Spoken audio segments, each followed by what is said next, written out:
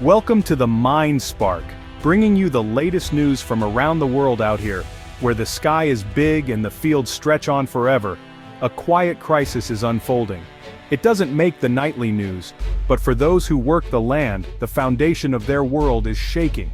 This is the story of the American farmer, the backbone of our country, facing a silent collapse, empty grain bins, worried faces, and a way of life hanging by a thread. For generations, American farmers have fed the world, mastering efficiency and hard work. Their success was tied to global markets. Until those markets slammed shut, orders dried up, the best harvests suddenly had nowhere to go. This crisis doesn't stay on the farm. It ripples through every corner of rural America. When farmers hurt, the whole town feels it. Quieter diners, struggling dealerships, and young people leaving home. The fabric of these communities, woven over generations, is starting to unravel. These folks don't ask for much, just a fair price and the dignity of knowing their work matters. But right now, they feel forgotten, like pawns in a global chess game. This is a wake-up call. The food on our tables comes from real people facing a real struggle. The crisis is slow, painful, and happening right under our noses. It's time we paid attention. Let's talk numbers. Imagine cargo ships full of soybeans, corn, and wheat, suddenly told to turn around. U.S. agricultural exports, once a reliable engine, plummeted by billions of dollars almost overnight. For farmers, it was catastrophic. Farm incomes, already tight, went into free fall. The cost of producing a bushel of corn was higher than the price they could sell it for. Farmers faced impossible choices: more debt, selling land, or giving up entirely. The pain rippled out.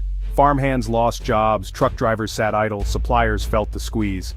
The economic shockwave traveled from fields to factories to Main Street. Farmers are used to battling weather and disease, but this was different. A man-made disaster. Decades of building export relationships were undone by decisions in faraway capitals. They were told it was for the greater good, but it felt like they were being sacrificed. The trust in the system, the belief that hard work would pay off, was shattered. The fallout wasn't just financial, it was personal. The rules changed overnight, and farmers were left to pick up the pieces. The export collapse left scars that won't heal quickly. How did we get here? Tariffs. Tariffs are taxes on imports meant to protect American industries, but trade is a two-way street. When we impose tariffs, other countries retaliate, and agriculture is often the first target. U.S. farms became ground zero in a global trade war. Retaliatory tariffs from China, Mexico, and Canada made American products expensive and uncompetitive. Buyers found new suppliers, Brazil, Argentina, signing long-term contracts and investing in new infrastructure. The shift wasn't temporary, it rewired global trade. Farmers, encouraged for years to scale up, suddenly saw their markets vanish. The very policies meant to protect American industry ended up kneecapping it. The dominoes fell fast, leaving financial ruin and broken trust. To grasp the crisis, you have to understand China's role. For years, China was the largest customer for American agriculture, especially soybeans. The Midwest geared its entire economy to feed China's demand. When the trade war hit, China slapped heavy tariffs on U.S. farm products. Soybeans, our top export, were the prime target. China made it clear they could find other sources, and they did, turning to Brazil and Argentina. The U.S. market collapsed, surpluses piled up, prices crashed, and crops rotted in fields. China invested in South America, locking in new supply chains for the long term. Losing China wasn't just financial, it was a psychological blow. America learned it was replaceable. Even if tariffs disappeared, the relationships have changed. The Great Wall of Trade is now built on new partnerships and infrastructure. Winning back lost ground won't be easy. Let's talk about the golden crops: soybeans, corn, and wheat. Soybeans were king, with China buying more than half the crop. Retaliatory tariffs decimated the market, prices plunged, falling below production costs. Corn and wheat faced their own challenges as tariffs from Mexico and Canada hit. Farmers shifted from soybeans to corn, creating a glut and driving prices down further. The financial strain led to bankruptcies and foreclosures, generations of work lost. The stress was immense, taking a toll on mental health and family legacies. The crisis exposed a deep vulnerability: too much reliance on a few crops and a few markets. When exports seized up, there was no plan B. The golden crops lost their shine and farmers were left holding the bag. The pain wasn't just in the fields, it hit livestock producers hard.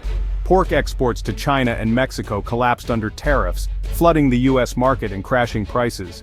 Ranchers lost money on every animal, forced to keep feeding livestock they couldn't sell profitably. Beef and dairy faced similar struggles as global uncertainty limited exports. The entire livestock sector was caught in a web of falling prices and rising costs. Many family operations closed for good, ending generations of work. A trade dispute half a world away determined whether a family ranch survived. When farms fail, small towns wither. The farm is the economic heart of rural America. When it weakens, everything suffers. Businesses on Main Street, dealerships, suppliers, diners, see sales dry up. Layoffs and reduced hours follow, shrinking the town's tax base and cutting funds for schools and services. The social fabric frays, churches collect less, teams struggle for support, and community events disappear. Optimism fades, young people leave, and empty storefronts multiply. The hidden cost isn't just lost dollars, it's the slow collapse of a way of life. These towns are more than buildings. They're communities built on shared history and hard work. When they die, we lose a piece of our national character. The farm crisis is a Main Street crisis. Rural America's decline is a warning for us all. We can't afford to ignore it. While American farmers struggled, South America seized the moment. Brazil and Argentina expanded rapidly, ready to fill the void left by U.S. exports. China invested billions in Brazilian infrastructure, forging a long-term partnership. South America became a powerhouse, offering reliable, cost-effective alternatives.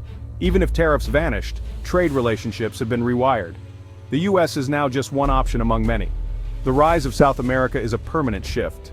American agriculture must fight harder than ever to compete. If there's one thing about American farmers, they don't give up. Faced with crisis, they've responded with grit and ingenuity. Many are diversifying, planting specialty crops, going organic, selling directly to consumers. Technology is helping: precision agriculture, soil sensors, and even turning waste into energy.